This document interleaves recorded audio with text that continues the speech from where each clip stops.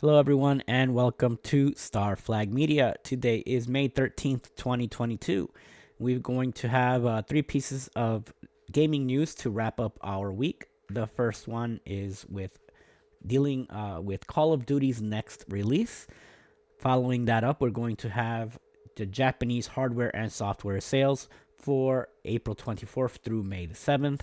And finally, we're going to wrap things up with Nintendo's possible next console. It's a rumor that we have going on. So let's start off here with the next Call of Duty game. So it's looking like the next Call of Duty game may actually be Modern Warfare 3. This comes from our friends over at Kotaku.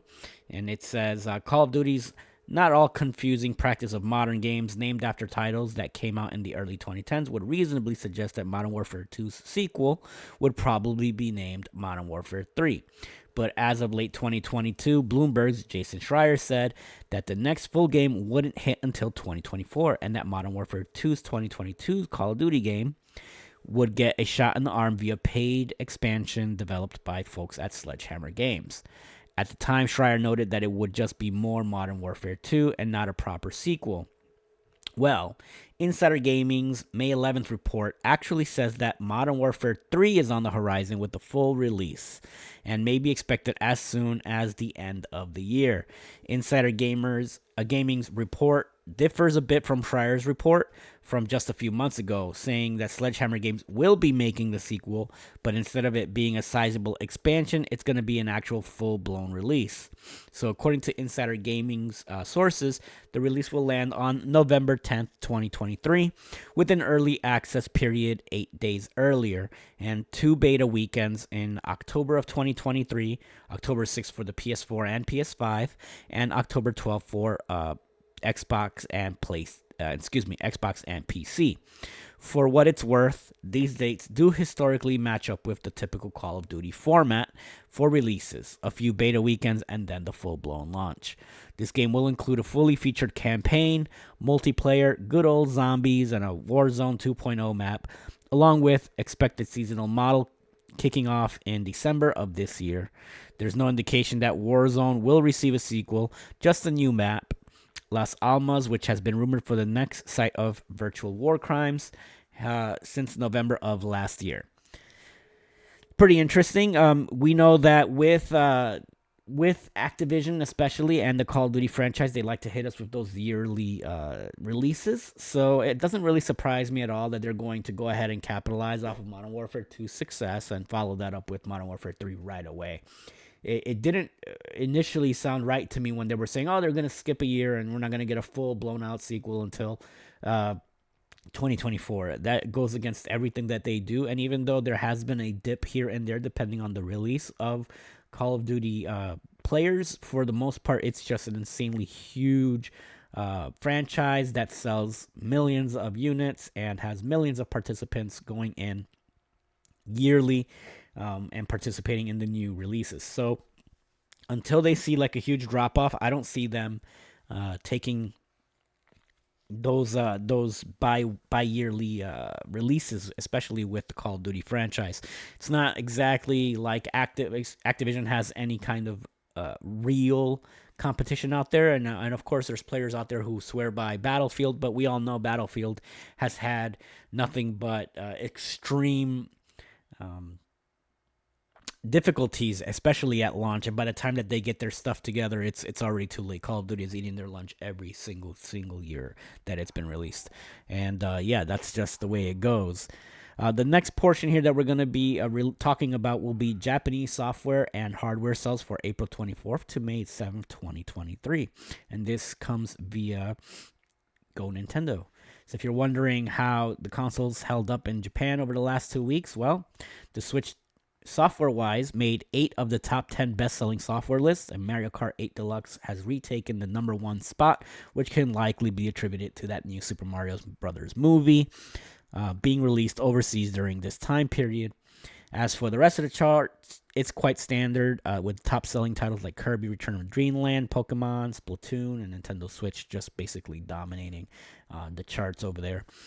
As for hardware, we'll get into those numbers here, and you can check out the full rundown. So with Japan, they actually split those hardware numbers individually between each model. So we're gonna go over those by models, and then we can go ahead and see what the overall total is for those amounts. Software sales, here we have the number 1. Well, let's start from the bottom up. Number 10 would be Mario Party Superstars.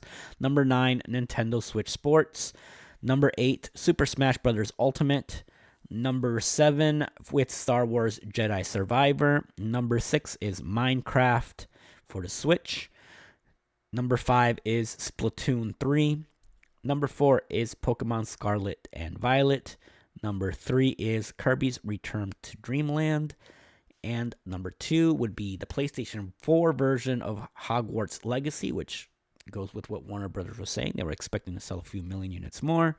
And the number 1 game overall in Japan for the weeks of April 24th through May the 7th is Mario Kart 8 Deluxe. And Mario Kart 8 Deluxe has gone on to sell an astounding 5.2 million copies out there. Next one that we're going to be talking about here are hardware sales. So kicking off at the number 9 spot, we have the new 2DS XL. Over there is the LL, with a whopping 1.19 million units sold so far in just the that version. That includes, the regular 2DS as well, but it doesn't include the 3DS lifetime sales. Number 8, we have the Xbox Series X.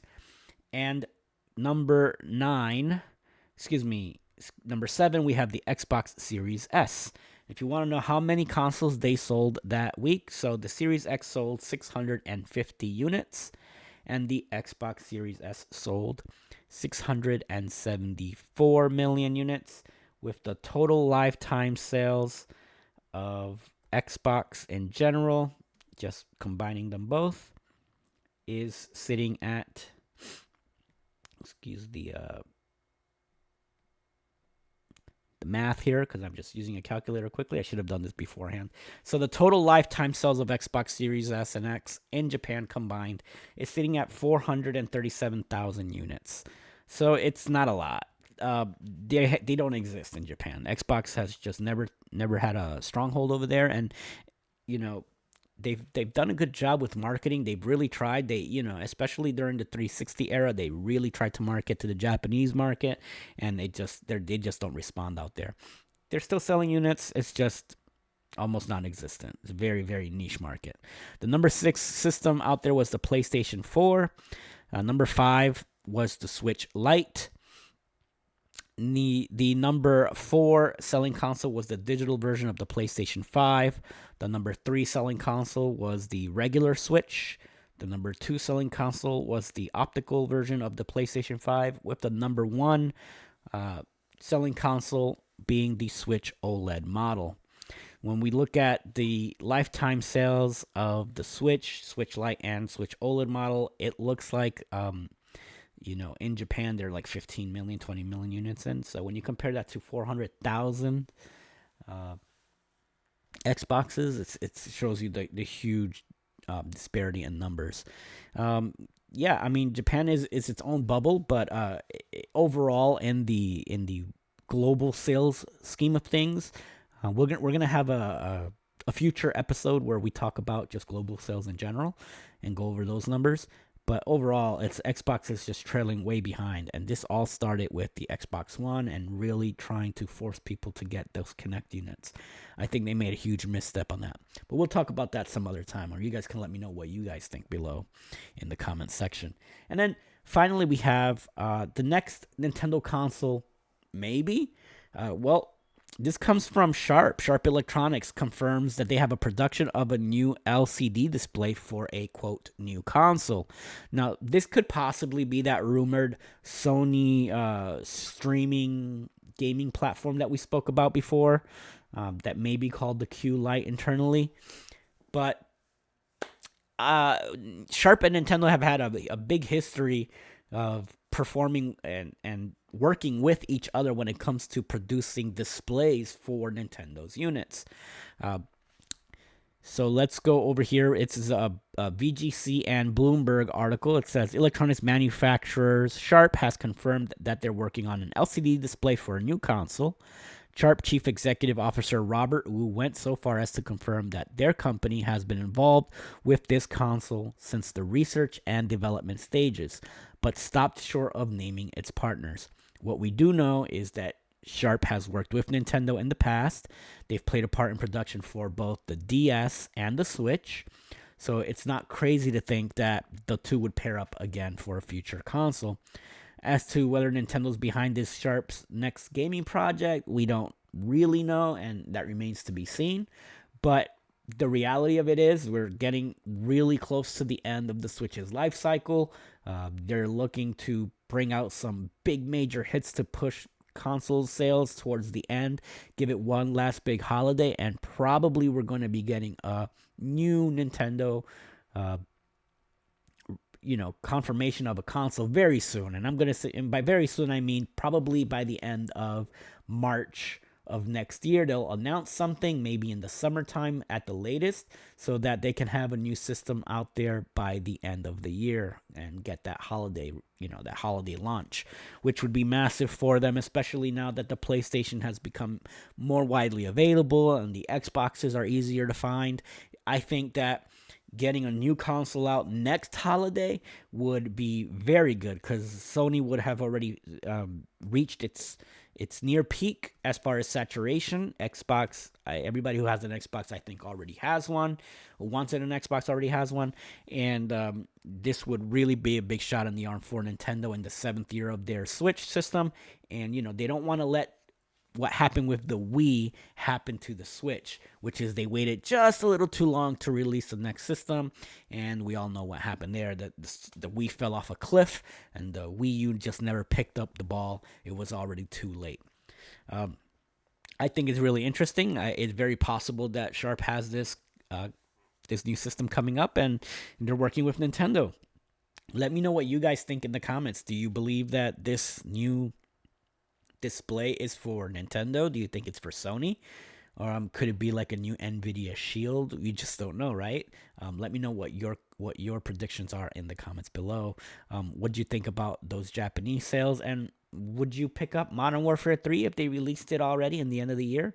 I'm interested to know what you think. Definitely hit that like button and subscribe. Really appreciate it.